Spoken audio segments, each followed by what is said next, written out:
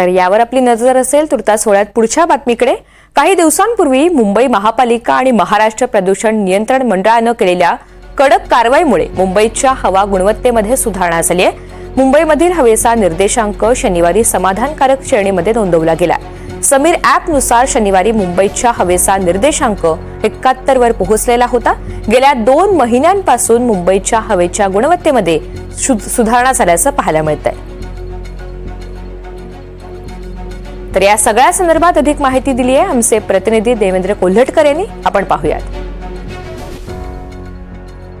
गेल्या काही दिवसांच्या तुलनेत मुंबईतील हवेचा निर्देशांक शनिवारी म्हणजे काल समाधानकारक नोंदवला गेलेला आहे।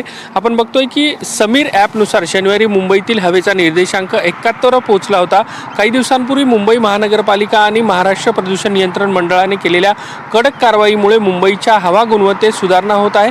महाराष्ट्र प्रदूषण नियंत्रण मंडळाच्या नोंदीनुसार नेवी नगर येथे शनिवारी हवा निर्देशांक 76 इतका होता। त्याचबरोबर पवई इथे 70, सायनमध्ये 84, विलेपार्ले इथे 84, भांडूप आणि मध्ये हवा निर्देशांक 74 होता।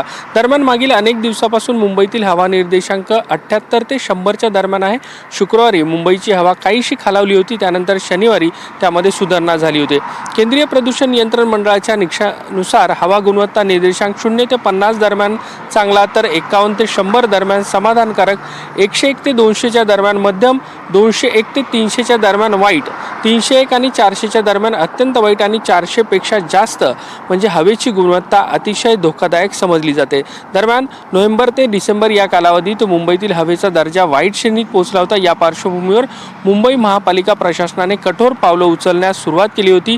काही भागांमध्ये बांधकामं बंद करण्याचे आदेश देण्यात आले होते। त्यामुळे आपण बघतोय की मुंबई महानगरपालिका प्रशासनाने हवेचा दर्जा सुधारण्यासाठी विविध उपाययोजनांना सुरुवात केलेली आहे। मार्गदर्शक तत्व देखील लागू केलेले आहेत। त्याचाच काहीसा परिणाम जो आहे तो हवेची गुणवत्ता सुधारण्यामध्ये झालेला आपल्याला पाहायला मिळतोय। व्हिडिओ जर्नलिस्ट गौरव नाईकसह मी देवेंद्र कोल्हटकर, NDTV मराठी, मुंबई।